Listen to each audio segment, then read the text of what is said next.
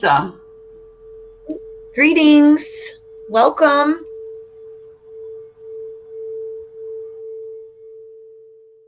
Welcome to another edition of Soul Fire Ascension with Raven and Lisa Lovelight. Raven is an aura, past life regression, and clinical hypnotherapist, a quantum galactic Akashic reader, raw Reiki angelic alchemy healing practitioner, and Yushui Reiki master. Raven also offers one-on-one spiritual consultations. Book your free 15-minute discovery Zoom call with Raven at ravenshealingarts.com. Lisa is an aura practitioner, raw Reiki quantum galactic Akashic reader, Yushui Reiki master, and offers one-on-one soul coaching sessions. For questions or booking sessions, you can message her at sacredheartquantumhealing.com or at myabundanceflows247@aol.com. You can watch Soul Fire Ascension on YouTube and Rumble. You can also listen to Soul Fire Ascension on Spotify. Please do like, share, and subscribe, and we hope you enjoy the show.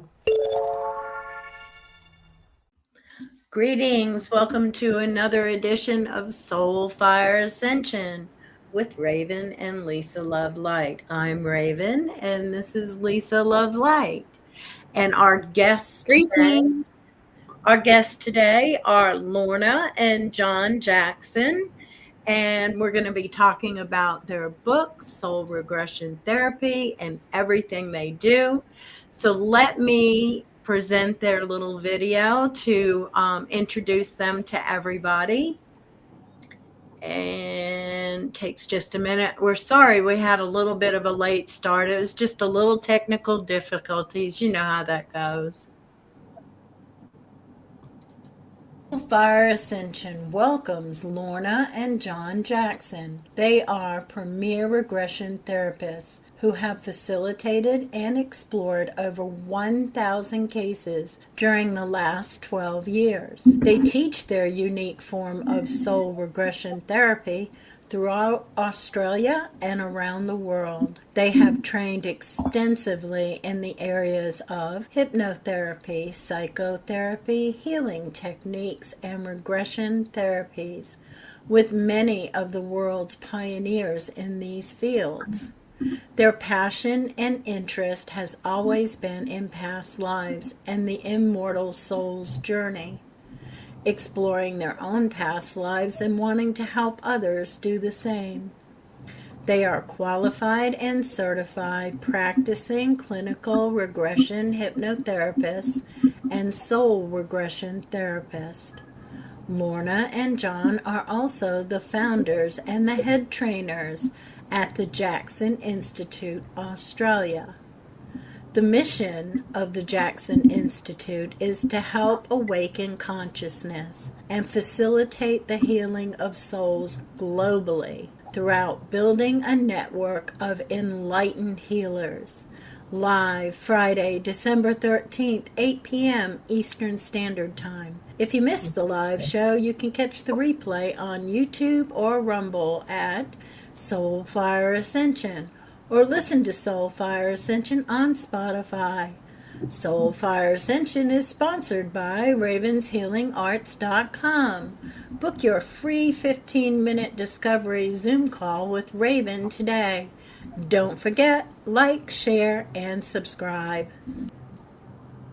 Yay! Thank you so much for being here. Thanks for having us, Donna and Lisa. Yeah, we have to update everybody because you are no longer in Australia, are you? No. No. No. Where are you at now? We're in Thailand. So nice. I get to see all the pictures of it and everything. And it is now Saturday morning. Yes, it's Saturday the 14th here, but you're still in Friday the 13th. Yes. which is quite an auspicious day. Well, yeah, I think it's actually a good luck day, but I don't know about anybody else, you know. Yeah, we think that too. Yeah. Yeah. I let other people think those silly superstitious stuff, you know. Let them Yeah, have well, it. it was okay for us. We're still here. We're still here. Yeah. Right. And we're up in northern Thailand, right up the top, in a place called Chiang Mai, which is it was actually the capital of Thailand many, many years. It's like a medieval city, and it's been here for around 700 years. Wow. So, yeah, it's on the border of Burma, which is now Myanmar, and Laos. we're not exactly on the Almost, border, but we can see the edge of the Himalayan mountains from where we are. So quite a magical place. I see your pictures all the time. You also have a YouTube channel too, right? Yes, we do. Yes, we have Roads and Revelations. That's our main channel at the moment that we're trying to grow. It is. And that documents our journey leaving Australia and coming to Thailand and how we did it, why, and so forth, and our adventures that we're having, places we're going to. We have a Harley Davidson Ultra Limited, and we travel on that, and also go by car and plane. Yeah, we're car plane. We're later this year. We're going to, sorry, not later this year. Next year. Early next year, we're going to put across to Vietnam and also China for a couple of weeks. So have a look. We've never been there, so that'll be another Looking part at of an mystical adventure. places, because in China there's the Tao temple where Tao was originated, the spiritual practice of Tao, Buddhism, Zen. Uh-huh. Yeah, it came from a town. Well, it's not a town; it's a city called Chengdu in China. Yeah, and there are some fabulous Taoist temples there.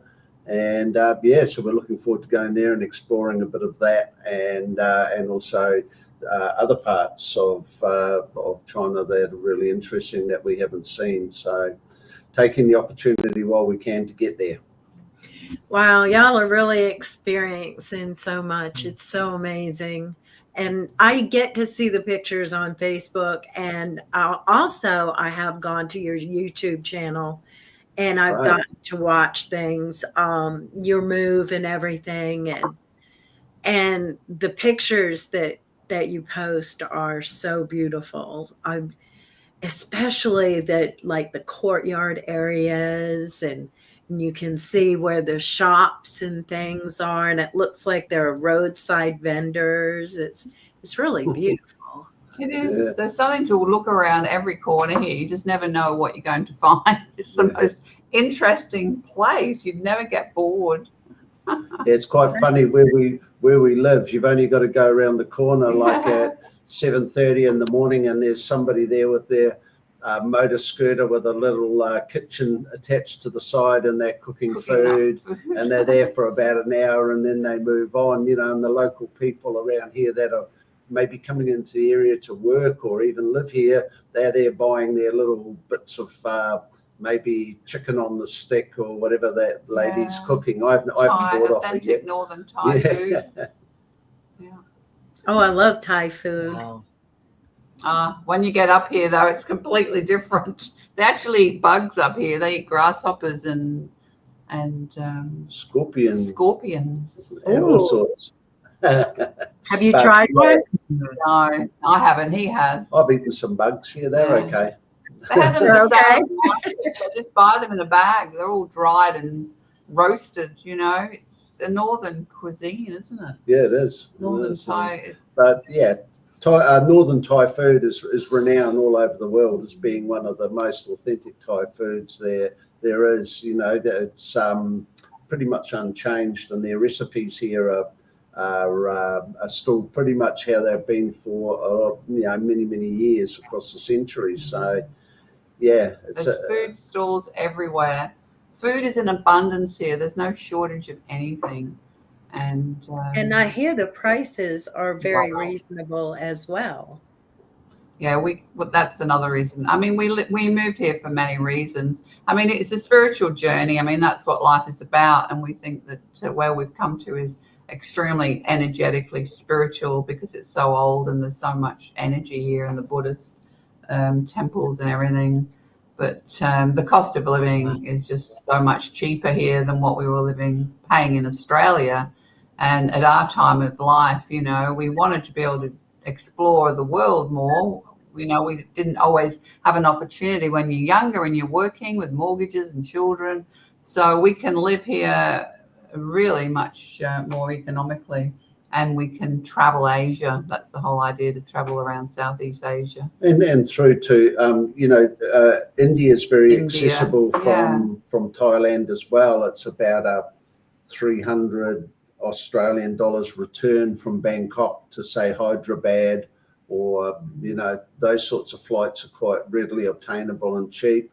To give you an idea of food, just a simple food cost when we left Australia, well, now a dozen eggs costs around about minimum of about $5.60 Australian. And for that same price here, we buy a tray of 30 eggs. Wow. Yeah. So things like that. It's hard to believe. Yeah. And you can eat out here with you know, you might go to a local food court where the local village type gathers and eats a lot. A simple meal there would cost 60 baht, which is about $2.30 Australian What's that in American? For a meal. In American, well, Aussie dollar's about 60% to the American at the moment. So 60% of whatever $2.30 is would be a US cost for a meal, about $1.90, $1.80, something like that. And that's for two. No, that's each. Oh, that's each. Yeah. Yeah, so for $4, you can have a proper meal, a Thai meal that you would probably pay quite a lot of money for in an authentic Thai restaurant in America. Yeah. And so, yeah. But from food vendors, it's even cheaper. It can be like 30 baht or 40 baht, you know. So, yeah. Anybody else watching, just do your USD to baht conversion. There's more and more people relocating here. There's a lot of Americans here. Surprised how many Americans are actually here. So, yeah. Wow.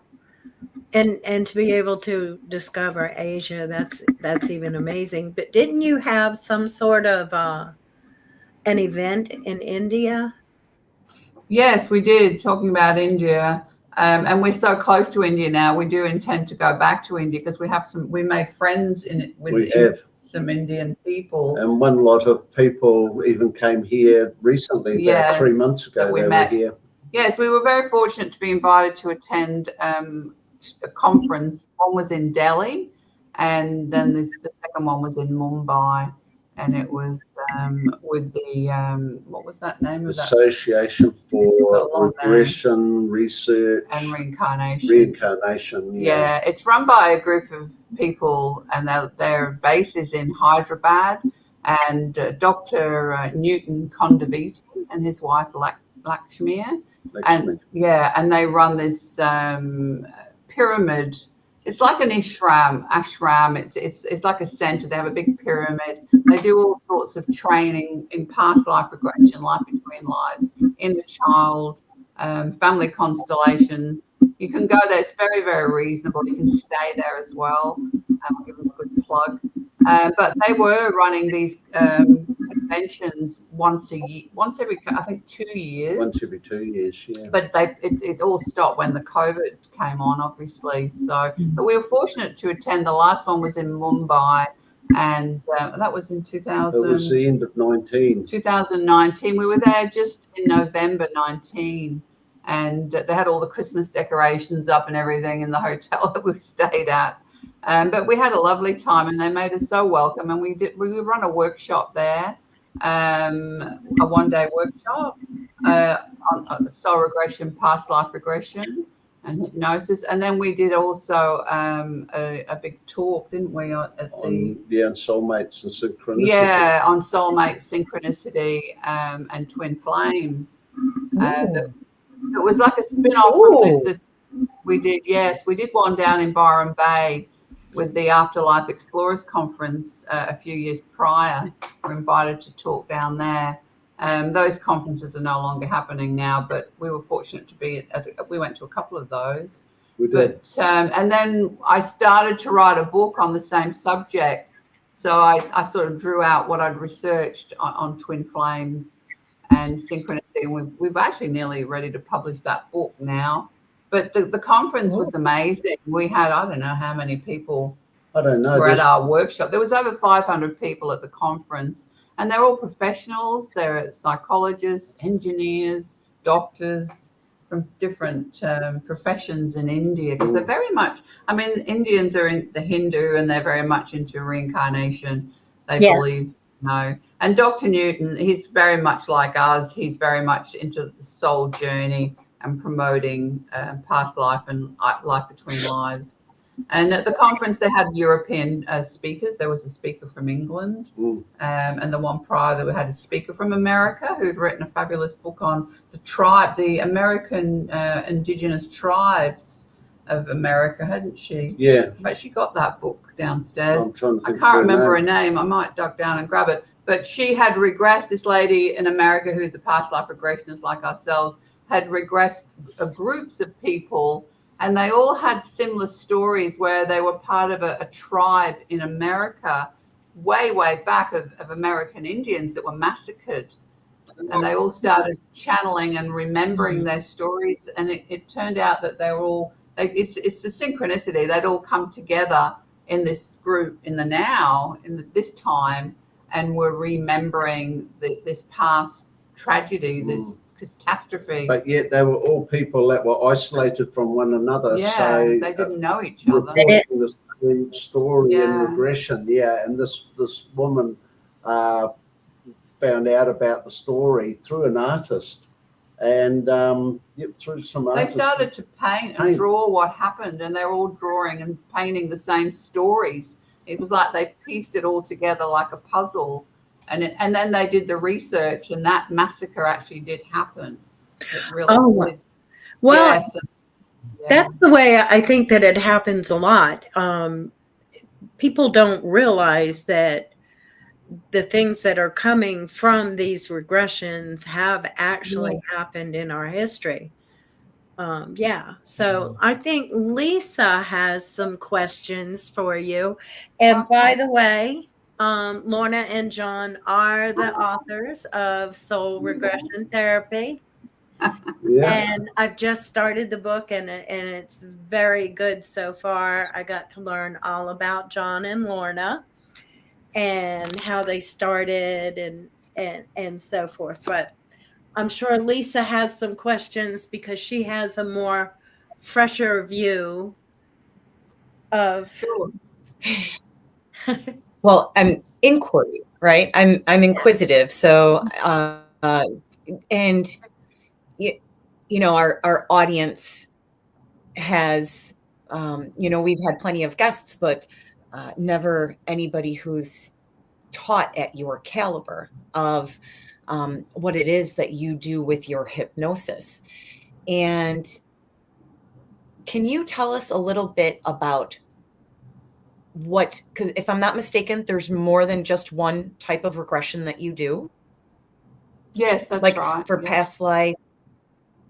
And what forms of hypnosis do you teach? Okay, well, we do teach past life regression, and we also teach life between lives, soul regression, where we take them back to remember the in-between, the place where we all go when we pass over before we reincarnate again, where we choose our lives and we meet back up with energies, our soulmates, family, spirit guides, and so forth. Plan our next incarnation. So that is a separate session. So in our training course, which is Soul Regression Therapy, it contains two separate sessions, so someone can come along and have a past life regression.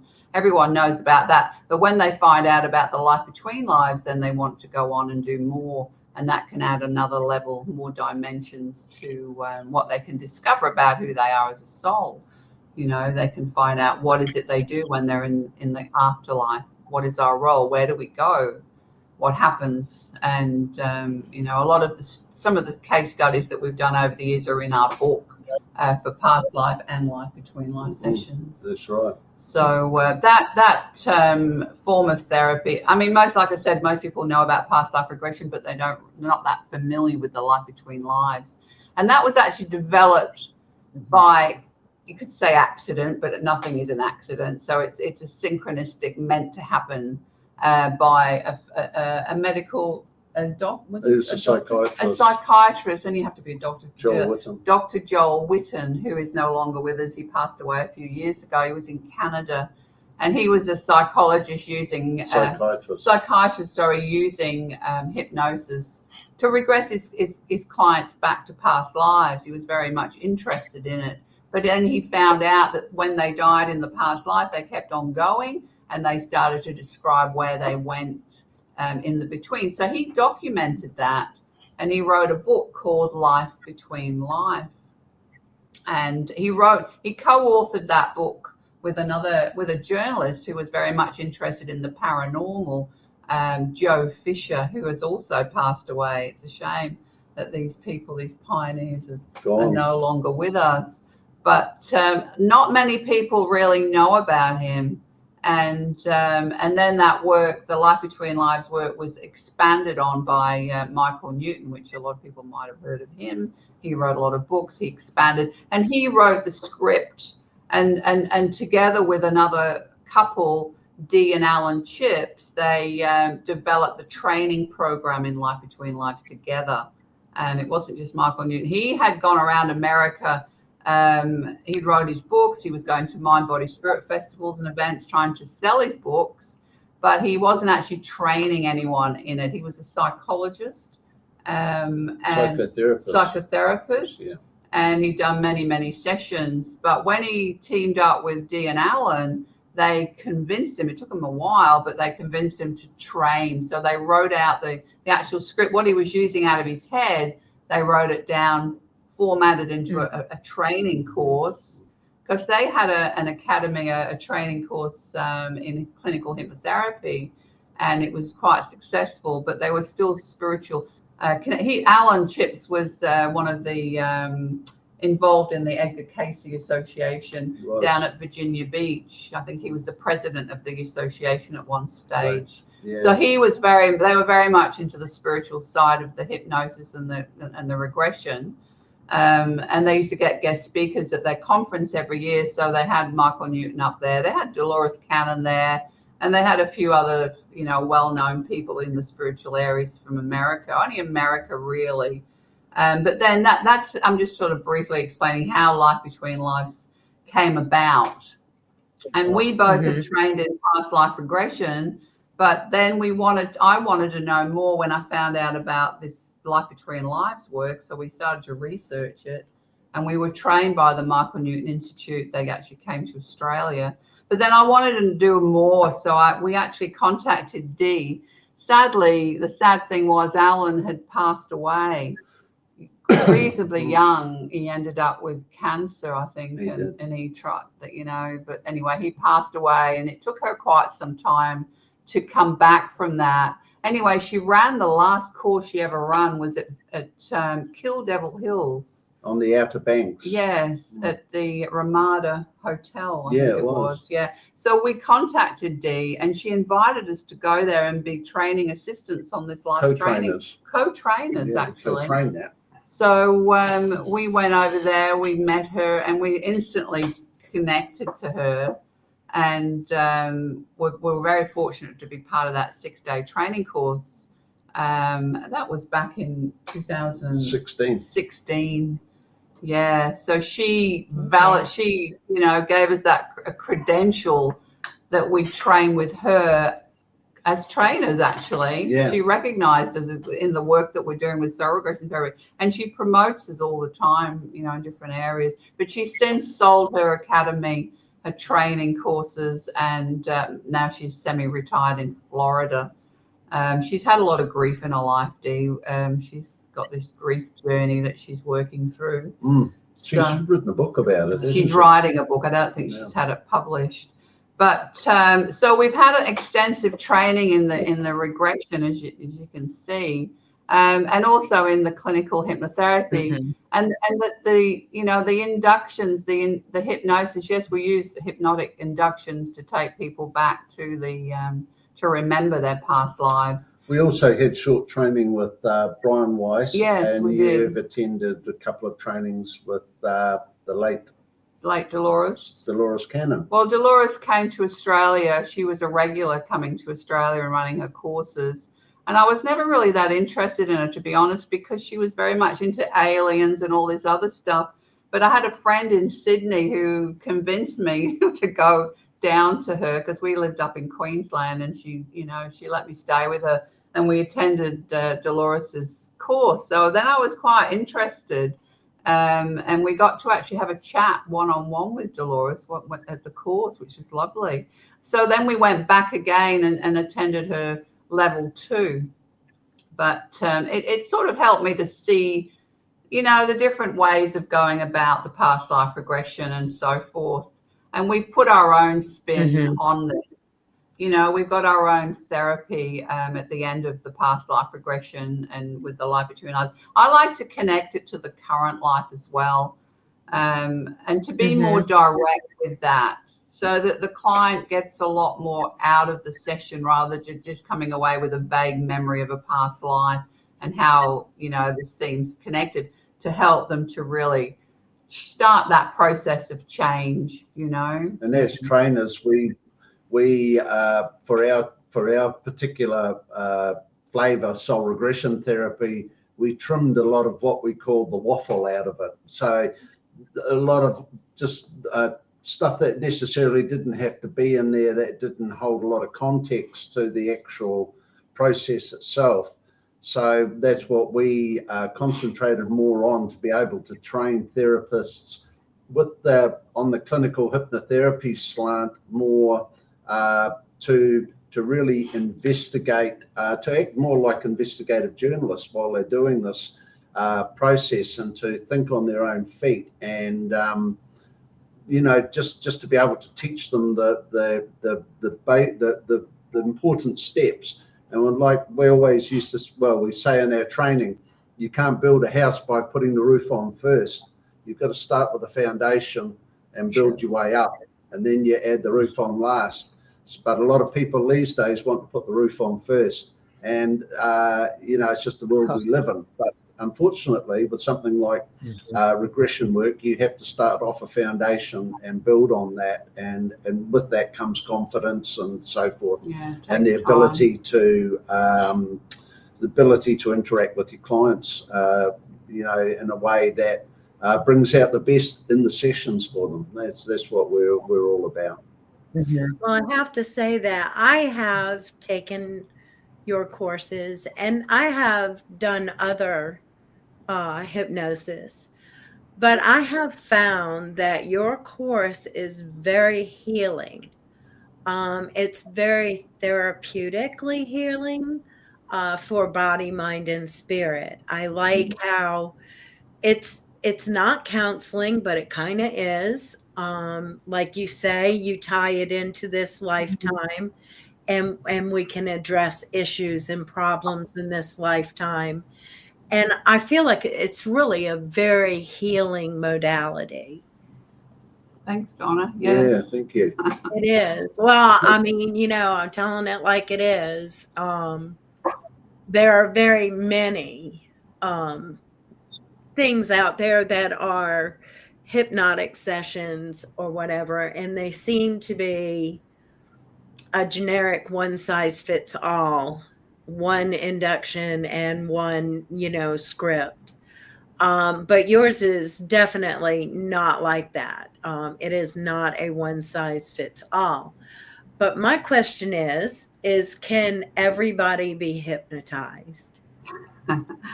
Yeah, look, we get asked that question a lot. And I've had clients come to me and say, I was told by a hypnotist that I can't be hypnotized, And I mean, it really does make them think that there's something wrong with them. But yes, look, I believe that most people can be hypnotized. I mean, the people that we wouldn't hypnotize are people with full-on mental health problems like schizophrenia, or psychosis, because they don't know the difference between reality and fantasy in this reality that we're living in now. So you don't want to go opening up their mind. You're not going to get a lot out of that. It's just unethical. But everyone else, yes, everyone can be hypnotized. Some people might take a little bit longer than others. But if they do take longer or there's issues around that, then it's about finding out what's going on in their head, what are they actually thinking. Because I think the biggest maybe stumbling block for people who might think that they're difficult to be hypnotized is they don't really actually understand properly what hypnosis is. They've seen it on television or in the movies and they think, I'm going to click my fingers and down in you go, and you're not going to know anything about what you're talking about. You won't remember the past life regression. It'll just all come out. But, that's not true. That's not how it works. So tell us how it works. How does it work? Or give us a brief synopsis of how maybe it might work. Well, hypnosis is, let me start with the hypnosis, what it actually is. Hypnosis is a state between waking and sleeping. So the person's not asleep. So you can't work with someone's mind if they're asleep. It's like trying to type on your computer or on your phone when the battery's out or it's unplugged from the wall. So they have to be conscious to a level. They start out fully conscious and we take them through a process where we relax the body and the mind. So the logic mind is only about 10%. That's all. The logic thinking mind, people think, oh, my logic mind runs everything, I'm in control. But no, you're not, because it's your subconscious. So your logic's only 10% and your willpower's about 2%. So trying to make a change in your life, even let's use the, smokers, that's the biggest one with hypnotherapists. Trying to stop a habit like smoking is really difficult with 2% willpower, because your subconscious is around 90%, isn't it? And it's huge and it contains so much. And we don't even know what's in there ourselves, but it all gets in, it gets absorbed from different things, from society, beliefs that we take on. And then you've got all your mixture of past life memories that we can access as well. So, when I take someone into hypnosis, the logic, 10%, which isn't very big, can sit back to the side, but it can be very strong. So I have to help them to understand, what it's about. They won't be asleep. They won't be unconscious. They can hop up and get up out of the session if they want to. But why would they if they want to have the hypnosis? You've got to be compliant. You've got to be agreeable. You've got to go along with it. And I take them through a process of being hypnotized, a relaxation, physical, mental, using visualization or your imagination or a game of pretend, because that's the language of your subconscious. Subconscious isn't logic.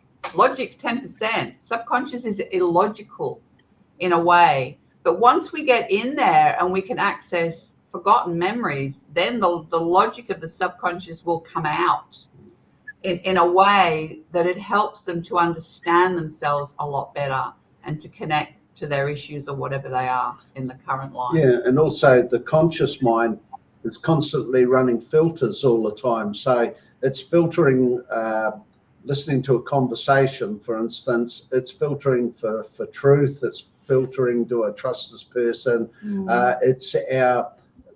And there's part of that being generated from within the subconscious as well, like, am I ready to fight or flight? It's running all the time. And what hypnosis does is allow us to bypass that filtering, for want of a better word, and talk directly into the subconscious mind. So we're delivering, when we're hypnotizing someone, we aren't talking to the conscious mind, we're talking to the subconscious mind, the part that's always awake, always listening. It's there for It runs our autonomic system, so our heartbeat, our breathing, things that you don't even have to think about, but that's going on in the background of your body all the time is being run from within the subconscious mind. So once that part understands that it's okay to allow the process to happen and it feels settled, then it'll allow itself, for want of a better word, to park that conscious mind off to the side and allow itself to open up and trust the therapist. And trust is important, and rapport is very important between the therapist and the client. So, and I think also educating them. I mean, before I do a session with anyone, I've sent them an in-depth email with lots of information, what to expect, what not to expect, a recording, an audio recording, so they can listen to me of a session of hypnosis for relaxation. They've watched a video on my YouTube channel of me explaining it again. So I thoroughly try to do a mini education with them, to prepare them. And I think that really helps people, but again, at the end of the day, when we do the session, they've just got to go with what comes. Some people, it just flows. And those flowing sessions that we glean lots and lots of information are the ones that are in the books that everyone writes up about. Our book's full of them. But because you're not really going to write up a book where someone had a problem and I had to go back and do all this work to find out what the problem was, that would take a whole book on its own. So the sessions in the book, the case studies are obviously of the good sessions, the easy sessions. That's what Dolores Cannon wrote about. That's what Brian Weiss, they all write about although I will say that Brian Weiss, his client Catherine in Many Lives, Many Masters, now that was a book just written about one client and the challenges that she experienced. Not the fact that she wasn't easy to hypnotize, but how he discovered past lives and so forth through her. And I mean, that's happened to therapists over the years where they discovered this therapy, that the person just started talking about past lives and they're going, oh, what is that? What's going on? So when you open up the subconscious, you just don't know what's going to come out. It's never bad. It's always good, and it generally benefits the client in some way. Hopefully that is your question. Yeah, absolutely. And we would truly be amazed at all of us how often we go into that theta brainwave state during our active day. Actually, while we're driving a car, watching TV, there are several ways that, times a day that we go into that theta brainwave state. Well, we go into the alpha, not necessarily the theta. The alpha is the light level of hypnosis that you're in when you're driving the car. The theta is when you're going to sleep, just as you're relaxing. And you're in that daydreaming state. Okay. So yes, we're in alpha most of the day, especially if you're on a device, if you're on your phone or you're on a computer. That's the thing. The population of the world today, they're all on their phone. I'm finding people are actually easier to hypnotize today because of that reason, because they're able to focus and they're visual because they're used to watching movies and videos, YouTube on their phone. Everyone's hooked into this visual thing. Yeah, well, school is all about taking that ability away from you as a child, because we're told when we sit in the classroom, pay attention, look at the teacher, and there's always one or two children, that may have been yourselves, I know it was for me, that would look out the window and be daydreaming and was partially engaged, but if it was really interesting, but if it wasn't, my mind would wander away on things. Or if I read a book, it would be like I'm in the scene, I'm experiencing what's going on as the characters. You assume yourself as one of the characters, and the whole thing comes to light in your mind. And those people that are like that are generally more hypnotizable because they're artists, musicians, people like that generally that use the creative part of their mind are generally spend a lot of time in alpha.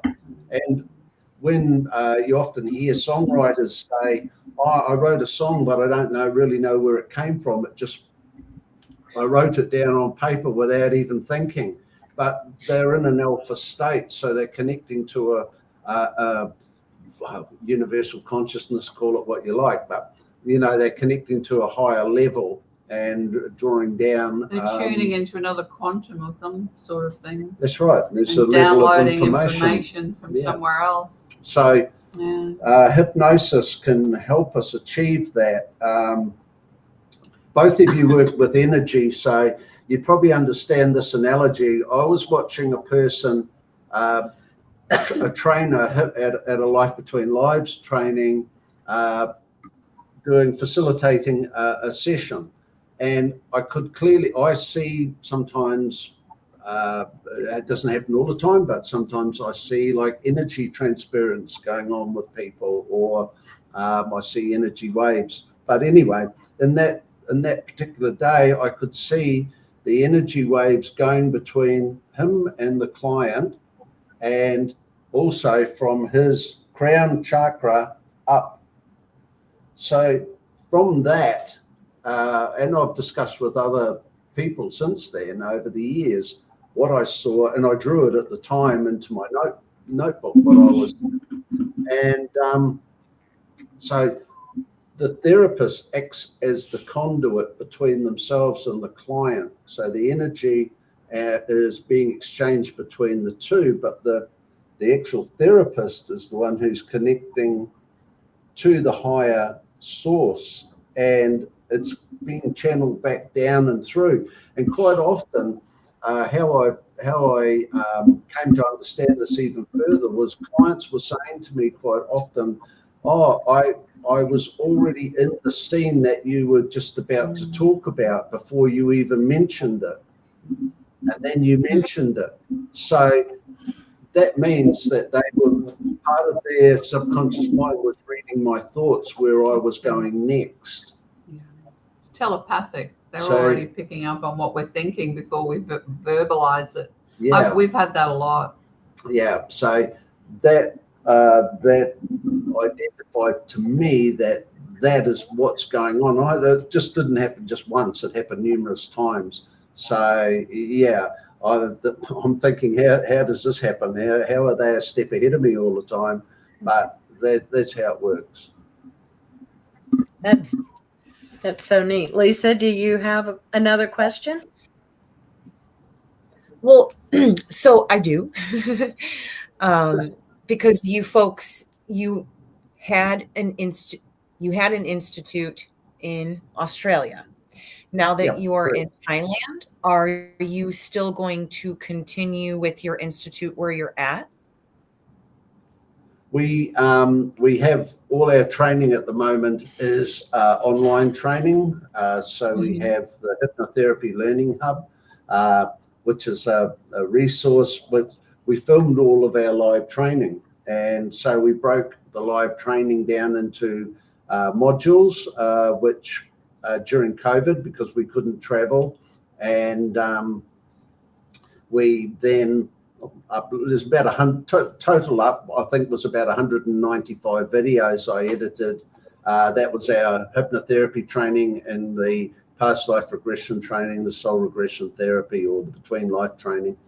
And so we broke those all into courses. So we've got the certificate for clinical hypnotherapy, a diploma for clinical hypnotherapy, and an advanced diploma of clinical hypnotherapy. And on the spiritual side, we've got the past life regression certificate and the soul regression certificate in soul regression therapy. So to define, soul regression therapy contains both past life and between life training.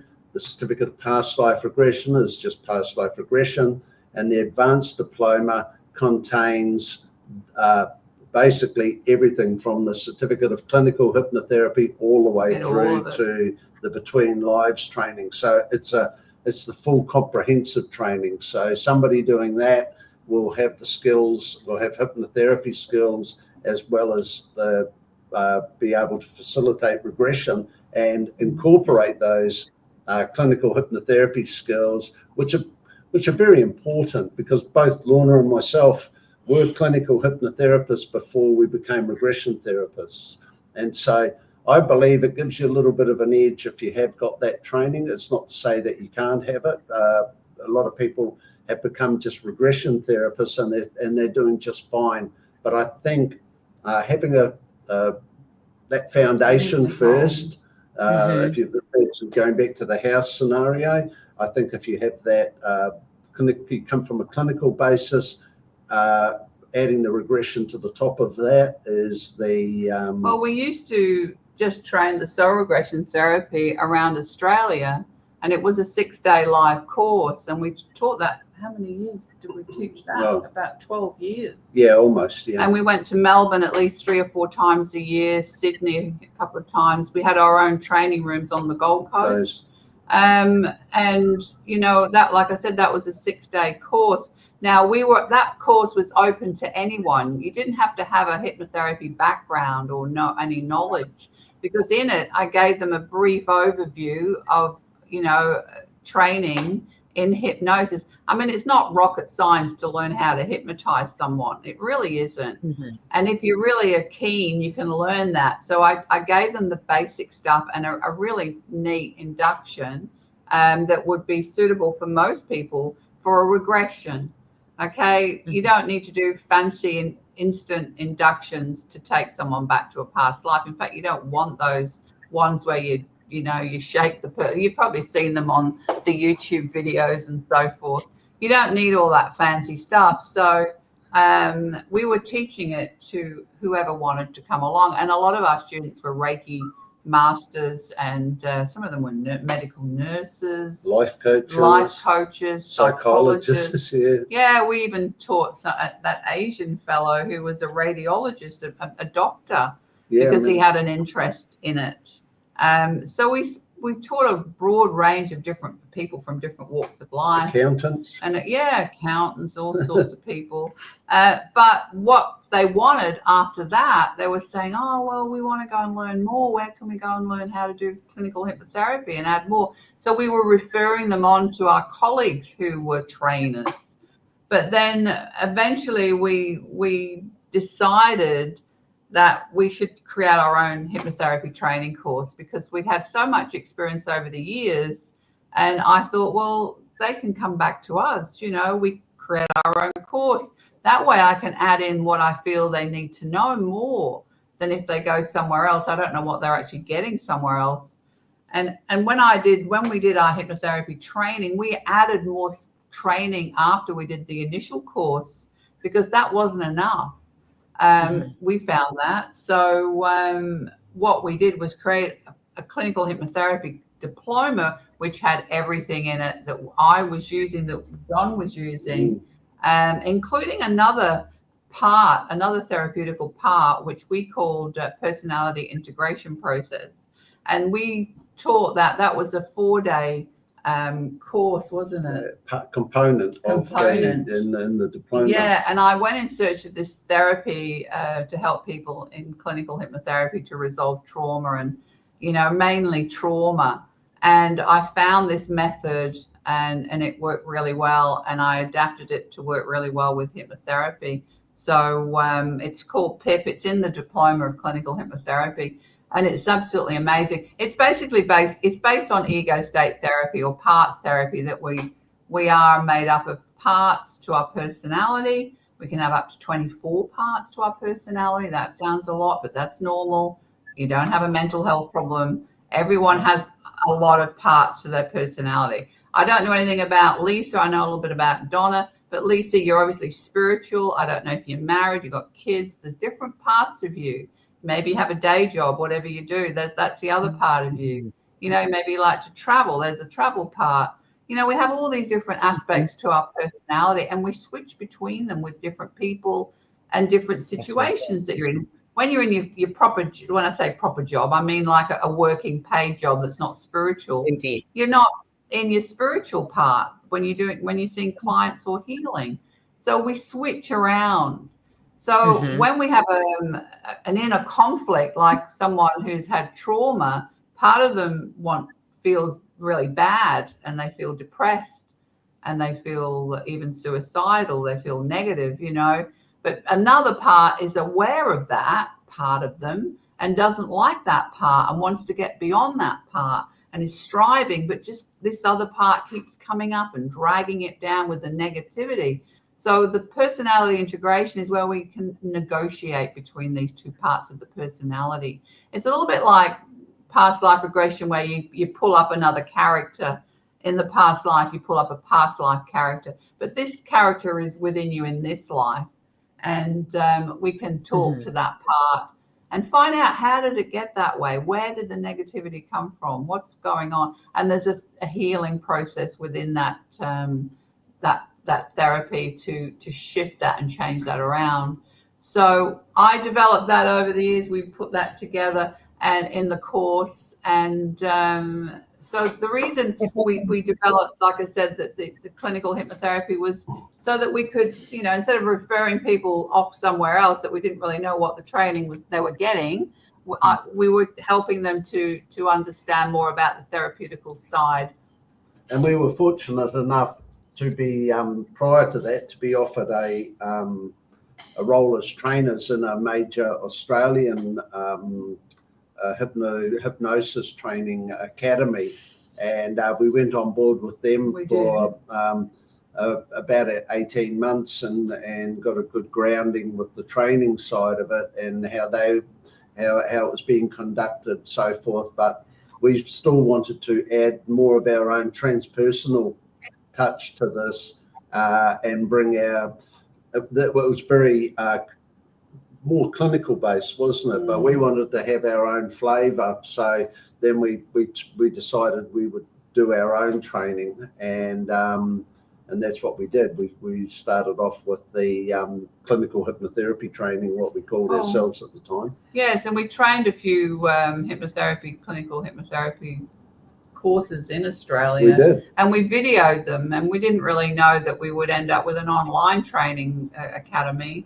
but we just felt the calling to video. We were messing around with the camera and learning how to do all that. That's right. And wireless microphones. Yeah, and all of that. And the last course we trained on the Gold Coast, I think it was 2019. And into 20. We just finished when the lockdown came. We were lucky. We just finished our course, and then we went into lockdown. So I think we had about 12 students on that course. We did. It was about 12. And then when the lockdown came, I was still working. I was still seeing clients because I was working in the helping therapeutical profession.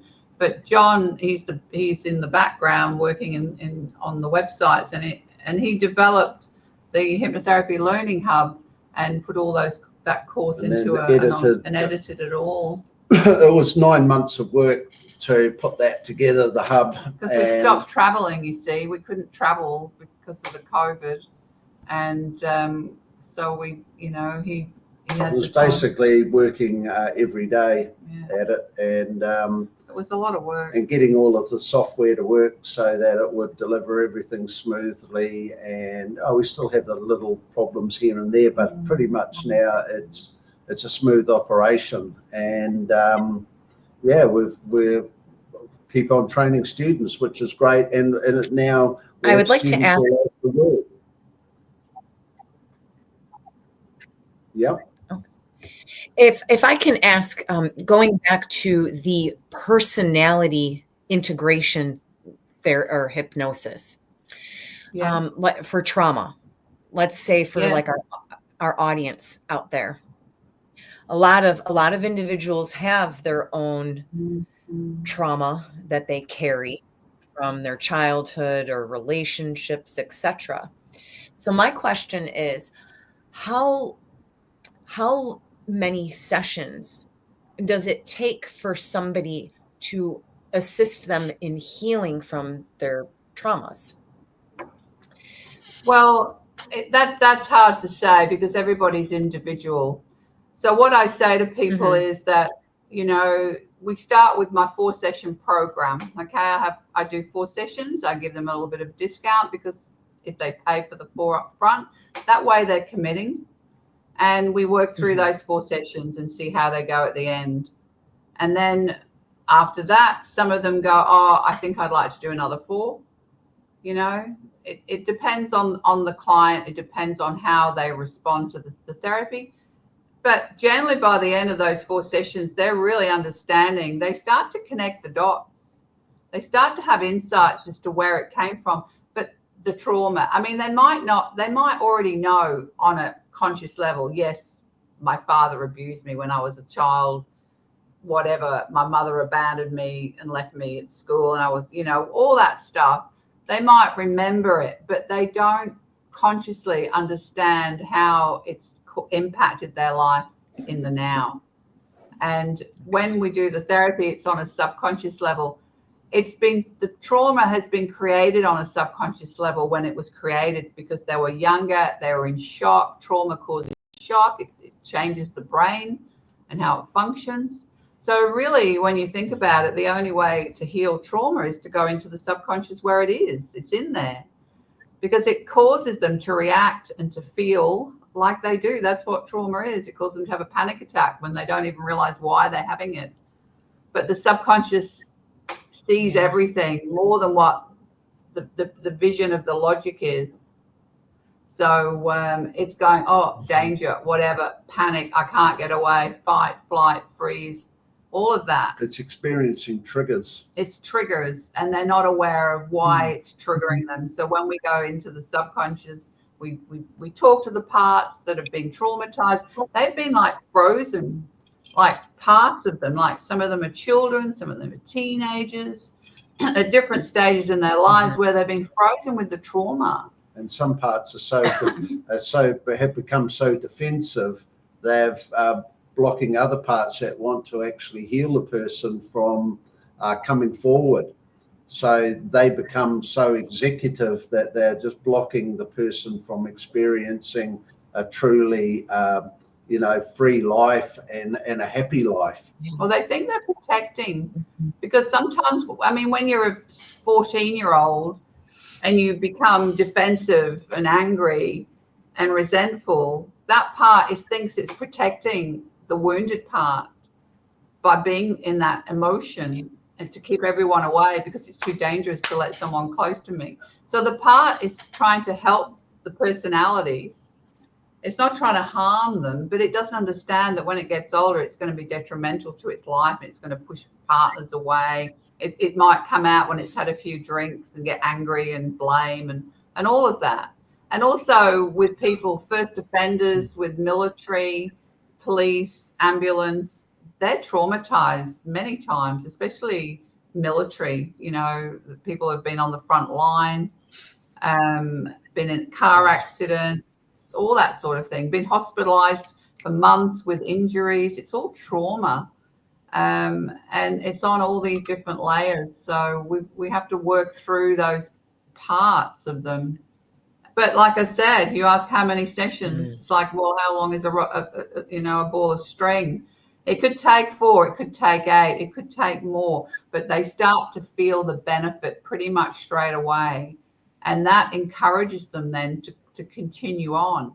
And I mean, even if they need one session every 3 months, it's definitely worthwhile to keep them in that better frame of mind, that better mental health state. And then their health improves. Then they start to feel better. They eat better. They exercise. They start to live a better, productive life. They may even go back to work. So it depends on what, their circumstances are. Yeah, and like you just touched upon there, with trauma, it can then manifest itself in other areas of their life, such as gambling, drug use, binge eating, workaholic. Workaholic. There's alcoholism. There's all. They may come to me for one of those problems, but then when I start to talk to them, there's trauma. Yeah. And that behavior is just a mask. It's just a numb. Even just cigarettes can be just. It's a compensatory behavior for and masking what the real issue is going on behind. It's a symptom really of the main trauma. And depending on the person and to how open they are, if they are a spiritual inclined person, I might then recommend to have a past life regression as well. Let's have a look. Is this a theme that runs back through other lifetimes? Yeah. Where you've been abused, put down, restricted, you've been angry, being carried over? Are you continuing on, with this pattern in your current life, with these same soul, your soul family? I mean, the person who is the perpetrator, it's like a movie. They put their hand up. I'll be the villain this time and you be the victim. Let's see how that works. And I say to people, step back out of your life and watch it like a movie. Yeah, and the good movie to watch that touches on that is the movie Cloud Atlas. If you've ever watched it, it's very long, 3.5-hour movie with Tom Hanks and Halle Berry and all of these characters, and they play different characters. They assume these different characters across many lifetimes. And they're playing that out, and it's a really, really good movie to watch if you want to understand it. A lot of people walked out of the movie theaters when it was first shown because they couldn't understand it, and they thought it was quite weird. But coming at it from the point of a clinic of a regression therapist, you'll understand it very well. Well, it's a series of different stories set in different time periods, starting like way back in the 1800s. And moving into sci-fi, into the futuristic life, but you're following like a soul group of souls. All interacting. Yeah, say 5 souls, which are the characters like Tom Hanks, Halle Berry. There's a few other, obviously. Yeah. But in each life, they're showing you snippets of these people, the actors. But then they change the way they look because they're in another life. So Hugh Grant was in it. Hugh Grant's in it. Yeah. So an Asian woman then becomes a white woman because they've changed her makeup and they put, a different nose on her and made a different wig, and because she's supposedly got a different body, but it's the same soul. So once you get the gist of it, and it's showing you the evolution of the soul as it goes through these, and some of them devolve as well. They become worse. The villains, yeah. And then they get better. So, I mean, they're not telling you the whole theory of past life regression, and it's just a movie showing you these stories, and you can work it out. You've got to work it out yourself, really, the meaning of life, what's it all about. It was done by the same directors that did The Matrix, yes, the two brothers. Those two transsexuals, yeah, they are. Yeah, they're brothers, now sisters now. Right. I don't know who they are. Yeah. But they're producers. I think they're Australian, aren't they? No. They're American. I don't think so. American. Yeah, they did The Matrix. It's really stepping out of the box of reality and looking at life in a different way. So Cloud Atlas is a great movie. If you haven't seen it, you guys really go and watch it. I wrote it down so I could watch it. Yeah. It's you really enjoy it, especially now that you've you're right into doing the regression work. So. But you'll see the trauma of the characters and how it's continued on through life. So yes, I do sometimes recommend my trauma clients to have a past life. Often they ask me, they say, "Oh, I'd like to have a past life regression when I finish these 4 sessions and just see." I said, "Well, that's great, but let's just address this in the current life first, because then you're more open then to going back to the past life, because we've mopped up a lot of the pain and the trauma." And that can prevent people from going back to past life memories, because the subconscious is trying to protect the person. It doesn't want to bring on more trauma, so that can be a block for going back to a past life as well, if they've had a lot of trauma in the current life that hasn't been resolved. Have you done future life regressions? Yes, we have touched on it, but I don't know if that's hugely successful. Not really. No, we haven't, have we? No, we tend to more focus on the client, what we call future pacing. So we ask the client to imagine themselves, once we've done the clearing work through the regression session and they're feeling a lot better and more positive about themselves and the situation in the current lifetime, then we'll ask them to see themselves 6 months ahead or 12 months ahead. How's life for you now? Oh, I'm feeling great. life's going good, and how's this? We'll ask them, how's this or how's that happening for you, whatever it is. And yeah, they'll report back, yeah, it's really, really good. So what you're doing there is anchoring a belief that they're going to be okay moving forward into the future. There was a few therapists that and that they wrote books and made all sorts of predictions by taking clients through regression. 2012, wasn't it? through to they were reporting, oh, the earth is in flames and the date is this, and you can do all that sort of work with people and they can come back and report all sorts of things. But if it doesn't happen and it doesn't occur, then and it's been documented, then that leaves that therapist out to, they're hanging themselves out to dry, and that's what's happened to. And we never take a client towards to their own death in their life either, because that's just not. I would never do that, because there's so much. Not. There's so much that's a variable in life. So as life changes, so does the future. That's right. So looking at it in the quantum as a quantum field, the future's always changing, dependent on where you are in the now, and your life is dependent on everybody else you interact with. And it depends on your government, and it depends on the state of the world.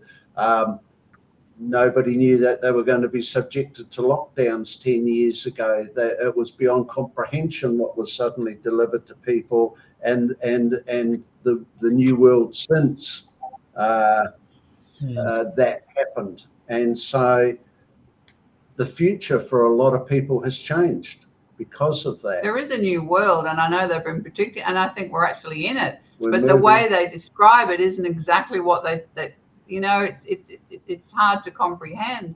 And yes, we have left a lot of people behind, because the COVID changed a lot of things around the vaccination, the vaxxed and the unvaxxed were at odds with each other. Some people don't even see their family anymore because they're vaxxed and they're not. So there's been a big divide, hasn't there? Especially in America, where things are going. In the UK and Australia. So right now, I guess, for instance, in the States, it's in a state of flux, because it's in a transition period, and nobody knows what's happening with the current president and the incoming. So, and how the two are going to what one's creating for the next one to take over, and how that's all going to gel together. People are trying to visualize a future for themselves or a future direction, but at the moment it's in a state of flux. So that's affecting the future on a quantum level. So is for the energy of the country. So, we've all got our own personal energy. There's the energy of the country moving forward. There's the energy of each state moving forward. So they're all everything's in a state of flux, and the whole world is affected by that. And we can be shifting timelines as well. I mean, we can be shifting quantums and realities. So true. Yes. They're flexible, I believe. We shift from one to another. I mean, we're in Thailand. It's like we've come to another reality. And 5 years, in the past, we would never have dreamed that we would be here. So things are changing rapidly. And so nothing's really set, is it? No, each of us creates our own reality, and that's determined by how we think, feel, act in the current moment, because how we think, feel, and act right now in that current moment determines what's going to come towards us from that future, that all of the myriad of choices from good to bad, if we have, depending on our attitude, depending on what's happening for us. So we create our own reality in that sense. I'm a firm believer in that. And it's once you get into the field of quantum, it's huge. Lorna said earlier, about not being interested in aliens at the time. No, well, but we are now. we're starting to see more and more stuff coming out now, openly talking about aliens and more the fact, documentaries are on Netflix. That's right. And you know how these beings are coming and going, and how 1 minute they're here, 1 minute they're not. Well, my way of thinking again is you've got to think about it on a quantum, though, that those beings have learned how to negotiate a quantum field. We're only getting into that, and recently Google has made a chip, one of these chips for computers that now is on the quantum. It's working on as a quantum processor, so it's going beyond the speed of light in computation. So if aliens have already mastered quantum fields, then they can come and go from one reality to another reality. I mean, these aliens, you call them that, whatever other intelligences, they're way more advanced than what we are. I mean, and there's been so many documented sites and even encounters with them that if they have the technology to annihilate the Earth in the blink of an eye. Probably. Yeah, they do, but they don't. Yeah. Why? So that you know, there's all this other stuff going on. It's just totally. But I think really you just got to come back to where you're at. Yep. Otherwise, you get too overwhelmed with the future, and you know. Well, now speaking of aliens, like 10 years ago, I would have thought, "Oh, you guys are nuts," you know. But I did an interview on the Fox Den with an Arcturian hybrid named Vivian Chavette. And that was such an interesting interview.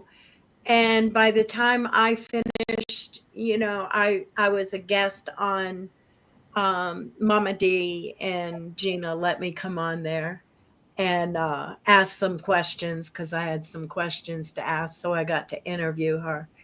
And I thought it was really neat that I actually got to interview a hybrid alien. And a lot of people were like, "Well, what do you think?" And by the end of the interview, I was convinced she is, and she is coming on our show this year, this next year. Wow. But I, you know, 10 years ago, I would have thought that's kind of crazy. You know, that's kind of out there. But you know, it's not so out there. They live amongst us. They are amongst us. That's exactly and right.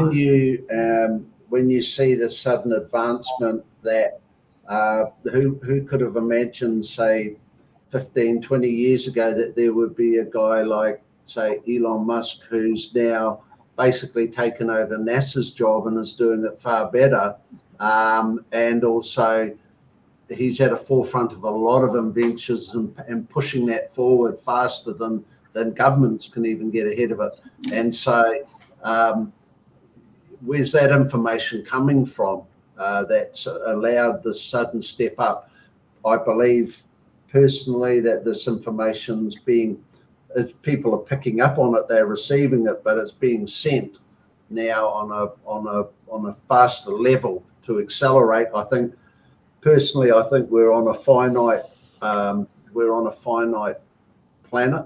It's not infinite. It's finite, and we're being encouraged to look elsewhere. And if this race of humans or this race of meat suits, because we're souls, we're going to be wherever we're going to be. We're free to go, but the meat suit humans, they are going to have to leave this planet sooner or later. So. And I think that's being accelerated. Well, and I think Nikola Tesla, you know, I think, where did he get his information? Oh, absolutely. Oh, exactly. Yeah. There's a lot of them have been, you know, ostracized and died in poverty. But yet Elon Musk is being, you know, raised up and respected, and finally someone is being, you know, helped to achieve all this, where the others were all pushed down. So things are changing, that's for sure. Well, yeah, that's true. For the better. Lisa, I have a question for you. Yeah. So it's just perhaps maybe a personal question for the both of you. How many lives have you had together? How many lives have we had together? Oh, well, it's interesting you ask that, because we've never really, it's something that we've never really explored. We know that for sure I've had probably 3 regressions where I guess Lorna has been, the essence of Lorna or the soul of Lorna has been there in a different form with me. So I know that for sure. And when we did our research into twin flames, most people romanticize twin flames, but twin flames really isn't. There is that element to it, but there's also twin flames are polar opposites to each other. So they're 2 souls split off the same source, split and then come back together in different lifetimes. And it depends on the level of evolution of each soul at that point, whether they're going to come together and it's usually for the betterment of mankind in one way or another.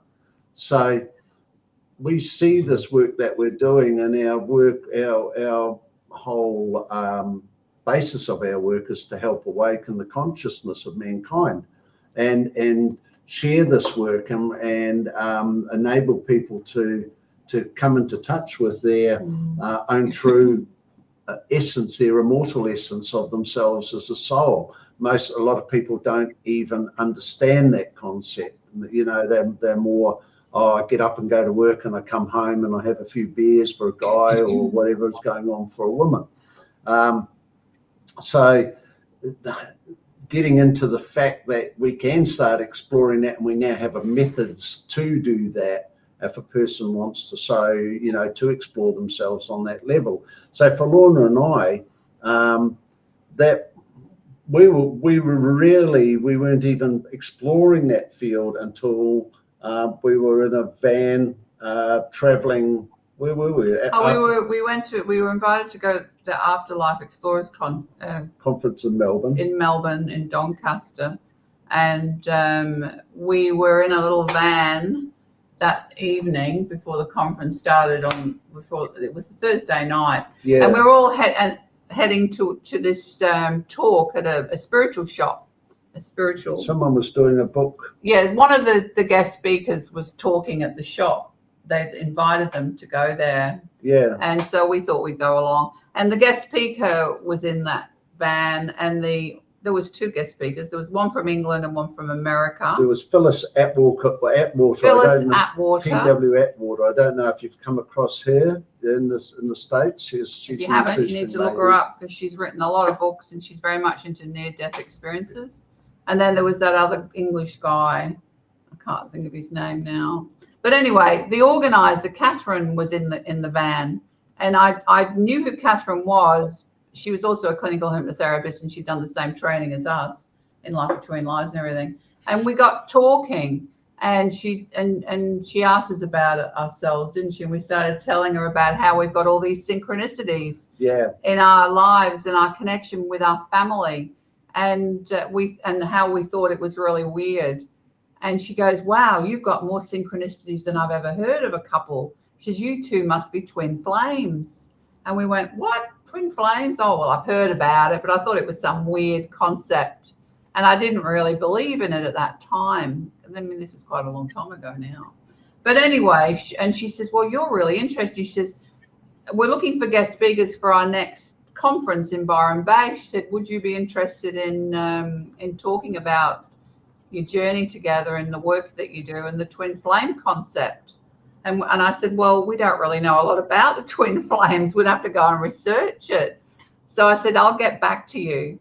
So we did. I went away, and after that, I spent months researching the twin flames. And I contacted her, didn't we? And we said, "Yes, I'll start gathering some case studies if I can. And we'd love to do the talk at Byron Bay." So that's what started us with us becoming more aware. The synchronicities led us to believe that, yes, I believe that we are. I don't believe we've had a lot of lives together. I really don't. We've had a few from what we gather, mainly from John's recollection, not from mine.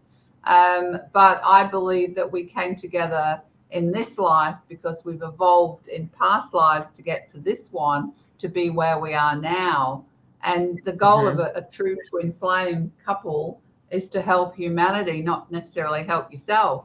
So yes, we've helped ourselves in a way, in fact, that we've evolved more together than being apart, because we've had a lot of challenges. And we're so alike. It's like we're twins, and we've got this twin thing. I've always had a twin thing. I'm an only child, and so is John. And I've always had this imagination that I had a hidden twin that my mum never told me about, that was adopted out or something. I mean, it's not true. It's just a fantasy. But it's always been there in my mind. And then when I met John, he's like my twin. He's a Gemini, which is the twin. And we've got so much in common. It's just crazy. With family, I mean, Donna's read our story, a little bit of our story. But anyway, we went down and did that. Even when we had our synastry charts done. Yeah, we even did our astrology synastry, and it came up like, we've got this connection. Both our fathers are born very close together in a place in England called Lancashire. My father's family are from the actual same town that John's family are from. My family were architects and builders, and his family were builders. So his family and my family on the father's side would have known each other. And then John's father emigrated to New Zealand eventually. And then my father died in England, and I emigrated to Australia with my mother. And we've got a lot of connections with places and names and. Yeah, well, like for instance, when Lorna and I visited back to New Zealand, where my birthplace, when I first met Lorna in Brisbane, she lived in a suburb called Hillcrest. Now, I didn't really put two and two together then, but when we went back to New Zealand, both my parents are buried in Hillcrest, in the suburb of Hillcrest, in Hillcrest Cemetery. So at the time when I met Lorna, she was living in Hillcrest. And Hillcrest suburb, the sign as you go into the suburb, it's like a tombstone. And every now and again we get reminded of that. We were here in Chiang Mai. The weird thing is, like, we come all the way to Chiang Mai, right? And there's Hillcrest. Like, how did that come about? Hillcrest condos. Because I connected with a lady, and we went to a spiritual meeting group, and she invited us to go to this restaurant this evening. We'd never been there before. It was about 20 minutes drive from where we live. And when we got out of the car and started walking down the little laneway, on the right was this building in sandstone above a big doorway, Hillcrest. And it was even the same sandstone, and the way it was written and the way it was shaped and everything. It was, and I'm like, John, look. My mother died in at a rest home called. She passed away in a rest home called Thornton Park Rest Home, and Lorna's family in Blackpool in England are in an area called Thornton, and came from and had a family home called Thornley. There's just little. You've got to see them as signposts for know that we're meant to connect in this life at this time. I mean, when we were in India, in Mumbai, and we'd given the talk and everything, and then some of the people in the workshop came up to have a chat with us, and there was this one fellow that came up to John, because he told me afterwards, he came up to you. And tell the story about him. Yeah, well, in the presentation, there was a slide, and it had a brass plaque of the family business, and it says John Jackson and Sons on the plaque, and that was my great grandfather's building business in Preston in England. And this Indian chap comes up to me and he says, "Oh, I have to tell you this." He said, "Many years ago, I went to England to visit my friend in Preston, and he said, I caught the train up from London. I got out of the train, caught a taxi to meet my friend nearby to where he lived. And he said the taxi pulled up. He said, I got out of the door, and as I got out of the door, I'm looking at a brass sign that says John Jackson and Sons on the wall. So we're in a country of 1.1 billion people, India. We're in a city, Mumbai, which is 24 million people. And here we are with the chap that's in our workshop that's seen the sign John Jackson and saw Sons. it in our workshop, and for him to even remember that he saw it, like, yeah, and it was so special to him. And you know, it's like, well, yeah, hey, the universe is saying we're meant to be at that workshop. We're meant to be doing the work. We're here. We're showing you the signs through the people. And the workshop was all about synchronicity. Yes, so that's what it was about. Soulmates and synchronicities. You see. So yeah, that was his synchronicity. That was like reinforcing it. Of course. Yeah, there's numerous. Like I said, we've written quite a few in our next book. We were almost ready to publish. Before I even met Lorna, she had a psychic reading. Yeah. And the person said to her, "Oh, I see this your future in a brown and black dog." And a scar on the knee. Yeah, scar on my knee and all that sort of thing, which is there. But years later, it wasn't straight away. It was probably in 2011, 2012. We bought an American Staffordshire Terrier. We didn't really plan to buy the dog. You saw it. And I saw it. But it wasn't until months later that she goes, "Oh, we've got the brown and black dog, the brindle dog." And I mean, I hadn't even met John when I had that reading. So, you know, it's all, And we hadn't had a dog up till that stage. No, we hadn't. And we were very sad to leave our dog when we left Australia. That was another part of preventing us from coming here, but something we had to overcome. But we brought our dog, his ashes with us. He's downstairs. That's Dexter. So because he'd go old. We had him for many years. Like that dog was a puppy, and then it grew. He was suffering terribly from arthritis, and he had neurological damage in his shoulders, which was starting to collapse his front legs when he walked and things like that. So he was a soul dog. He really was. Oh yeah, he was like a guide. He was like a sensitive spiritual guide in a dog. If anyone was an empath, he was. He was definitely an empath. Yeah. But it's so. I don't believe we've had a lot of lives together. I don't believe that we have. I think this is the one that we've been working on to come together to make a difference. And I think we are making a difference. It's difficult for us to see it when you're in it. It's like being in the forest and you can't see. What is that? You can't see the trees. Yeah, we're in the fishbowl, but we're in the fishbowl, but we are impacted and helping to change a lot of people's lives, and we hear that through Donna when she tells us about how she's experiencing our courses and our other students that come along and clients. You know, there's so many of them, and we're really grateful, you know, to all of that. And our work's not finished yet because we've been called here to Thailand. We've only been here just 1 year. So next year is the year where we start to grow our wings and expand out more into the world, and maybe America eventually. We have been there together once before, but we're hoping that John is going to take some of that. What do you call it? She's going to step up with the training, and spread the word a little bit further afield, because there's only the two of us. I mean, we do have other trainers. We have a trainer on the Sunshine Coast, Christine Morty. And that's in Queensland, Australia. We have another trainer, Jenny Liu, in Malaysia, Kuala Lumpur. And we're hoping to expand to a few different countries. But I mean, being a trainer is very special. Not everyone is get geared. They're not, you know, capable. They're not. They don't have the that That's right. or dedication and passion. So we think you have all of that, Donna. Oh, thank you.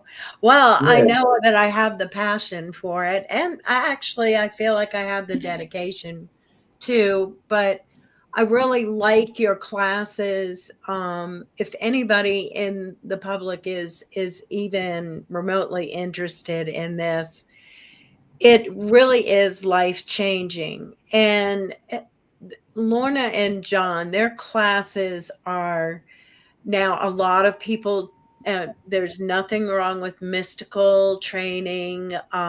It's very healing. But I think that Lorna and John combine science with the mystic, or Yes. I feel like you do.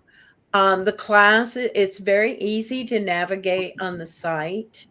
The classes are set up with the videos, and it's really good idea to take notes because there's a test.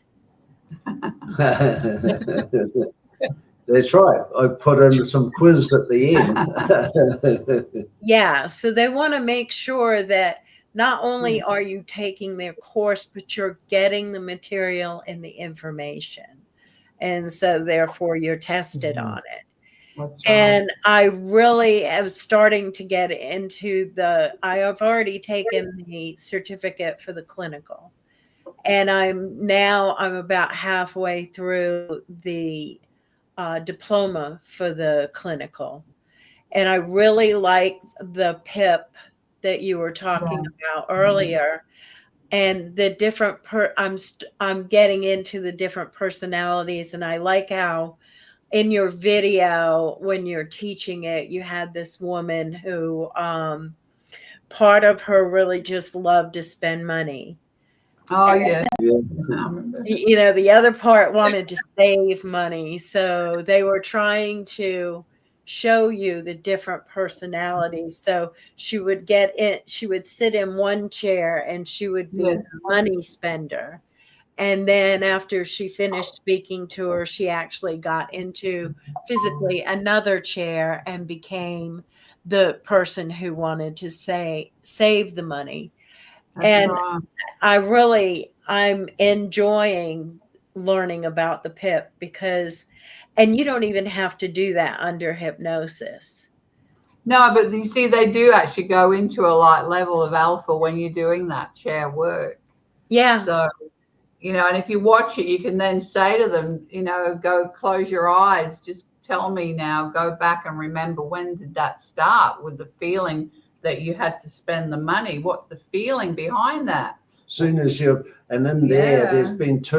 there's two hypnotic suggestions just in that, by saying feeling and remember. Yeah. Because feeling, you're asking them to remember a feeling, they're also embodying that at the same time. So they're bringing in forward a memory at the same time they're remembering a feeling.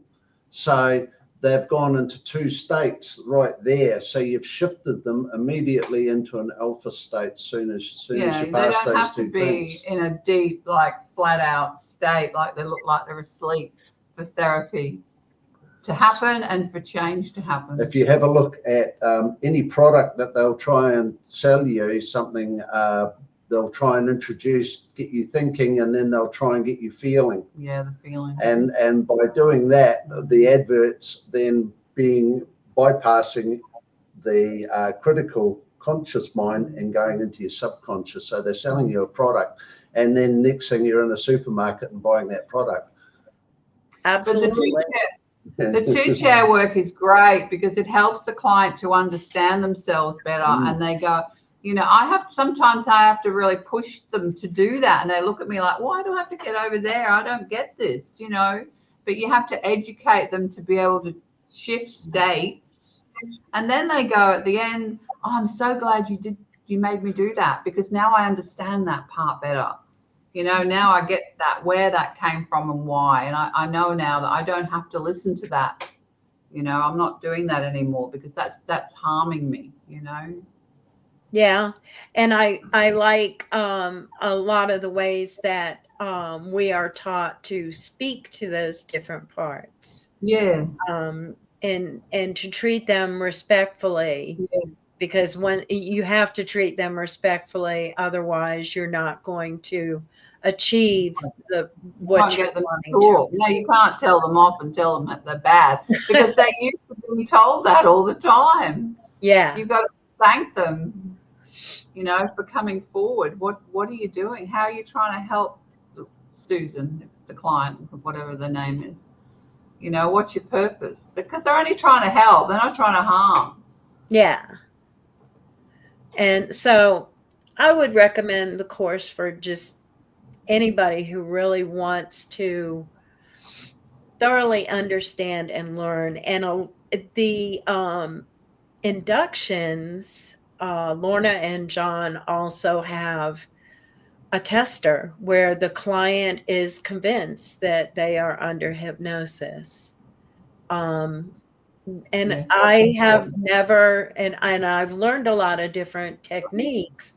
I've never learned that where you're convincing the client that they are under hypnosis. You're showing them that they are. You're not convincing. Exactly. I don't know if you want to say convincing is the right word, but It is called that. it is It's called a convincer. convincer. That's the name. You are, because they'll doubt, and if they're doubting, then they could doubt the rest that comes. And doubting engages the analytical mind, which Right. then is conscious, and it'll raise them out of. Once you get them and they go, oh my God, I must be under. They call it, I must be under. Then the logic sits to the side and you're completely in the subconscious. Ooh. Because it gives them a shock as well. It's like, oh, it really does work. Oh my God, I'm really hypnotized. Yeah. So this woman knows what she's doing. Yeah. You have the rapport, they have the trust with you.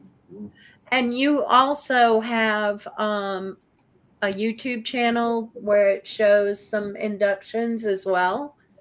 And yes, I've got a spiritual clinical hypnotherapy YouTube channel. It's just Lorna Jackson, clinical spiritual hypnotherapist. If anyone's interested in checking that out, if they put that into YouTube, they'll find if they put my name in there.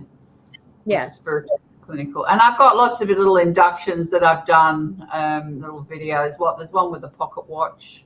I think I'm showing them how to hypnotize themselves with the hand, the magnets. There's different ones.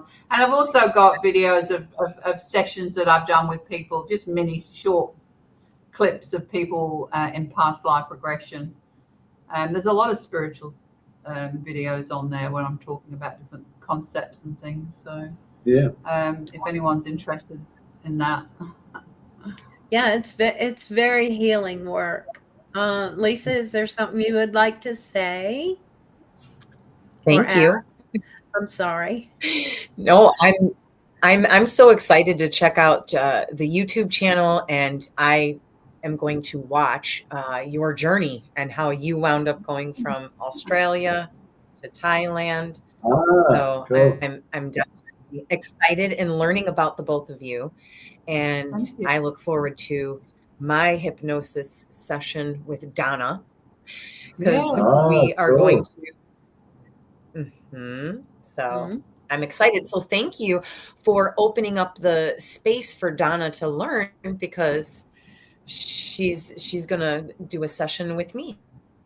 That's awesome. And I'm excited for that. Awesome. So well, there you go. That's all started with an idea in Australia between Lorna and myself, and here you guys are years later doing this. So you know, that's just that in itself is amazing, to us. Yeah.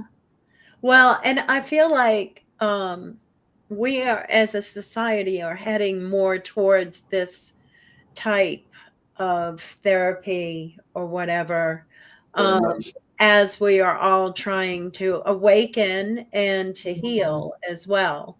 Because once we awaken, we realize that we really have a lot to heal from. That's right. And it's ancestral as well. It's not just you know. And Right. I think too that with this day and age of, for a lot of people, it's 24 hours a day media, and I'm talking not social media. Well, it comes at you from social media, but I'm talking about mainstream media, Yes. and it's causing a lot of stress in people because they're being kept on edge, you know, Our brains are not constantly. wired for it. And we're not wired for that as human beings, to be constantly kept under bombarded with all this trauma. That's from right. the world. And the more therapists that are up there helping people get over the stress, learn to live a more relaxed life, step away from the stress, you know, the better for everybody. I feel like stress and fear. Yes. Fear is such a big thing, and we shouldn't be living in fear, because that does put the flight or fight chemical into our system, and that constant chemical in our system isn't good at all. Well, when people become traumatized through something, maybe a fearful situation or through an accident, what happens with that fear at that very moment is the subconscious mind, the conscious mind just steps out of, you know, a lot of people say, oh, I can't remember the actual event that happened, but the subconscious does. So the conscious mind has stepped out and the subconscious mind is wide open, and whatever's happening to them is just the trauma is being locked into that subconscious, and then the conscious mind comes back in and seals it in there, and so that's left there. So fear is a way of invoking hypnosis on a population, and keeping people in that state is enabling a message to be delivered and the world is scary. Programmed in.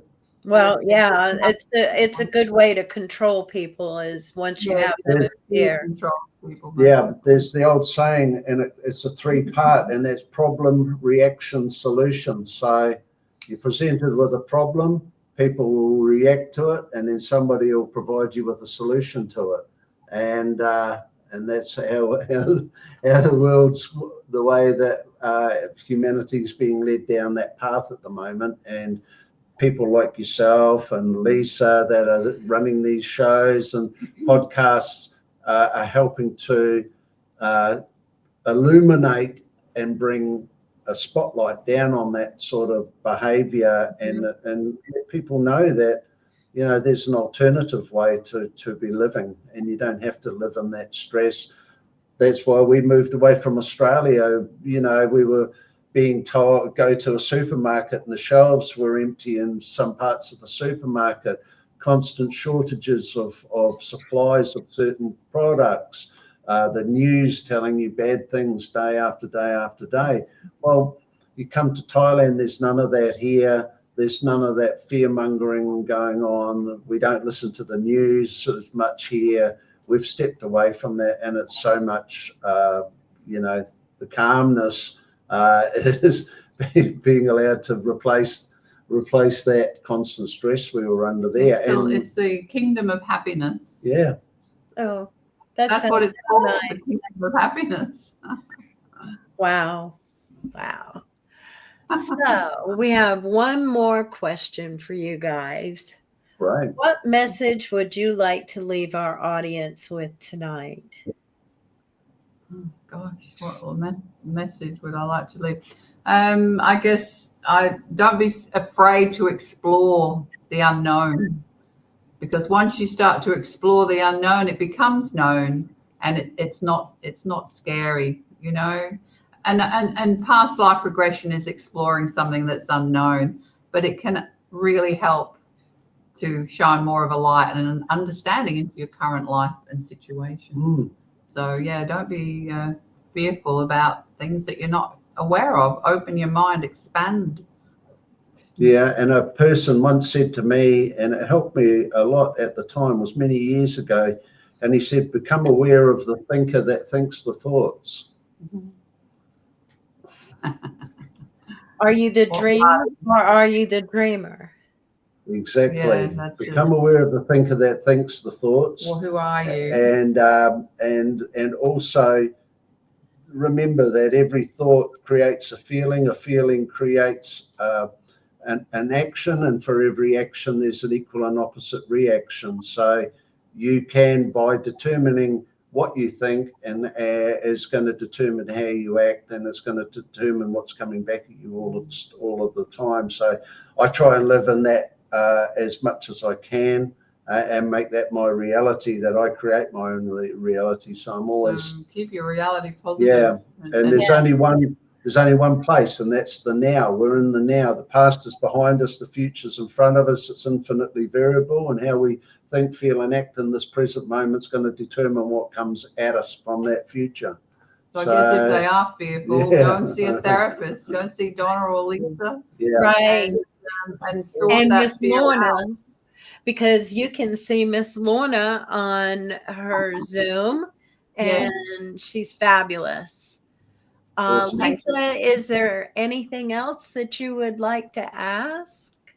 No, thank you so much, the both of you, for joining us and gifting us with your time today. I feel like we've almost been here for 2 hours, but it feels like just been a while. a few minutes. It has. Yeah, So it flies yeah. by. You both are so full of information and just expansion, right? And your message, it's going to ripple out. And so the power of now, let's ripple out into the consciousness, the collective consciousness. So we really enjoyed having y'all on the show. We'd really like to see you come back, especially when your book comes out. Yeah, we'd love to. Next year when the book's published, John's still editing. Well, I am. I'm in between editing and refreshing the Hub website, and another little side project to that, which is quite exciting. And but you'll see more of that on the Hub in the new year, and hopefully all that will be in place over the next 2.5 months. So we have a few projects, and we also have tarot cards as well that go with our Soul Regression Therapy. So that's something that I'm going to be developing in the new year as well. So show us some of the pictures. You were showing me some, and I thought they were awesome. That one is the meditation. Go closer to the camera, babe. Can you do that? Yeah. That is actually a painting that I picked up in a charity shop in Australia. And I used to have that hanging in my office. And I brought it with me. I've actually brought it. So look, I don't even know who did it. It's like a pastel. And I just loved it because you can see the spirit guides, the angels coming out of the incense. So I took a photo of it and put it onto my cards. My cards are tarot, but they're different. There's 22 major arcana, but I didn't do the minor. I've done other cards that go with it, the 22 major arcana, and they're spiritual. I think there's about 12 spiritual cards and 12 therapy cards. So you can split them up. You can use them separately. Oh, that one is the Tower in the major arcana. And that one is Blackpool Tower. So that's where I'm from Blackpool in England. And that's when I was looking for a picture for a tower. I've designed these cards around ourselves because they're personal. But then when I read them, I can read them even more deeply because they are so personal. But other people can tune into them, obviously, as well. But that's an original photograph when the Blackpool Tower was actually hit by a streak of lightning. It actually was, which I didn't know until I did the research. So that's Blackpool Tower. Oh, that's one of the lovers. I did the lovers. That's us on our wedding day, our hands there with the hand fasting. So I've tried to incorporate, and that's another one. That's the High Priestess. That's when I was reading. I used to be a tarot reader, obviously, and that's me with a crystal ball. That was when I was much younger, in my 40s. And then for the Master Guide card, we've got a photo there that I had done by a drawing done by a psychic artist, and that's a guide called who I've come to know as Astron, which loosely means knowledge from the stars. So his name is Astron, and in a regression, I had, as I left the regression, Lorna asked my soul name, but I couldn't get it. But as I left the realm and was coming back, I started hearing the softly spoken Astrum, which is a similar thing to Astron. I didn't know that at the time, but she wrote it down, and then we looked it up. So Astron has been, and I do dowsing, so I use dowsing rods and pendulums and so forth like that. And yeah, he's been a very... And we brought the picture with us. I've got the big picture. That's actually the Fool card. That's the 0 in the 22 major arcana, but I've called it the Soul card because really that's what the hero is. That's the Fool card. It's the beginning of the journey. It's the reincarnation of the soul. So I've slightly changed them. That one's the Magician. So there's John. I like that one. So that's just to give you an idea of the I like that cards. one and the High Priestess. I think those are really neat. Yeah. I do have them for sale, but they're not on there now. I really probably need to edit them. I've written a book that actually goes with them. So I will look at publishing those next year and getting them. Yeah, and hopefully we'll be setting up some better way of getting them printed and getting them out to people.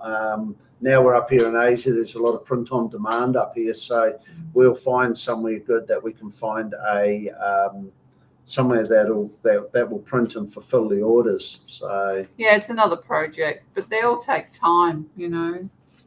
But and that's another reason we're here, because I'm not seeing as many clients. I was seeing up to 6, 8 clients a day, 5, 6 days a week in Australia. I was running 2 clinics, so. Here, I'm still working on Zoom, so people can still see me if they want to see me for clinical or spiritual regression, but all my work's now on Zoom. So I see a few clients a week, and I have more time now to do other things. That's awesome.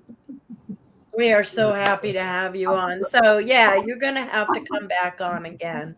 Don't you agree, Lisa? Yes, please. Yes, please. You Thanks both for are that. beautiful couple. Thank your you. energy is just... Awesome. I love their energy. Thank you. Yeah, we thank you both for having us on the podcast and giving us the opportunity to come on with you both. Hopefully lots of people will watch you all over America and the world. I don't know how far your podcast goes, but it would probably go around the world. Yeah. Yes. So until January is when we'll be back, because we're at Lisa and I are going to take the holidays off.